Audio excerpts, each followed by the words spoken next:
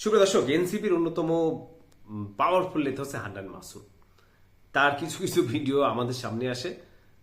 Last একটি video আমাদের সামনে এসেছে। তিনি একসময় টকশোতে বলেছিলেন যে গ্রামের সব থেকে ভাঙা বাড়িটি তার, এইটাই শেষে। আবার এখন টকশোতে বলছেন তার 1.5-2 একরের উপরে তাদের গ্রামের বাড়ি, 4-5টা পুকুর, হ্যান ত্যান চারচতর। রিসেন্টলি একটি ছেলে তাকে প্রশ্ন করে, একটি ওপেন হাউজেও প্রশ্ন করে বসে যে আপনার ইনকাম কি, কিভাবে চলেন, কিভাবে আপনি গুলশানের মতো 1 লক্ষ টাকা ভাড়া বাড়িতে থাকেন, আগে আপনি মেসে থাকতেন, এখন কেন কিভাবে থাকেন।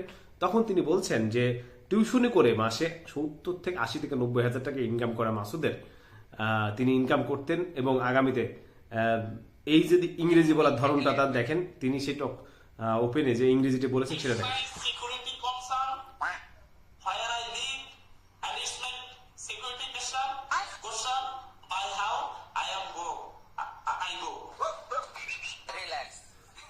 not for mine. আমি ইংলিশ ছাড়া কথা বলি না আর কি, এভরিথিং ল্যাঙ্গুয়েজ ইংলিশ বলি।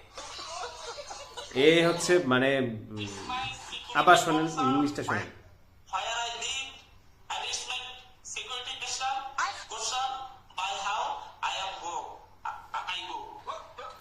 তারা বলেছিল বছরের মধ্যে সম্পদের হিসাব দিতে হবে, তারা বলেছিল নতুন বাংলাদেশ, তারা বলেছিল উপদেষ্টারা বছরের পর 1 বছর হলে সম্পদের হিসাব দেবে, কিন্তু এরা এখন 1.5 কোটি 2 কোটি টাকার গাড়িতে চড়ে, তাদের নাকি বাড়িঘর সব হয়ে গেছে, বিদেশে টাকা পাচারও হয়ে গেছে। যাই হোক, নতুন বাংলাদেশের প্রতিনিধিদের যদি এই ধরনের প্রশ্নের সম্মুখীন হতে হয় আর তারা যদি এইভাবে ইংরেজির উত্তর দেয়, তাহলে বাকিরা কি করবে? বাকিরা তো ডালমে কুছ কালা হতা হে ভাই।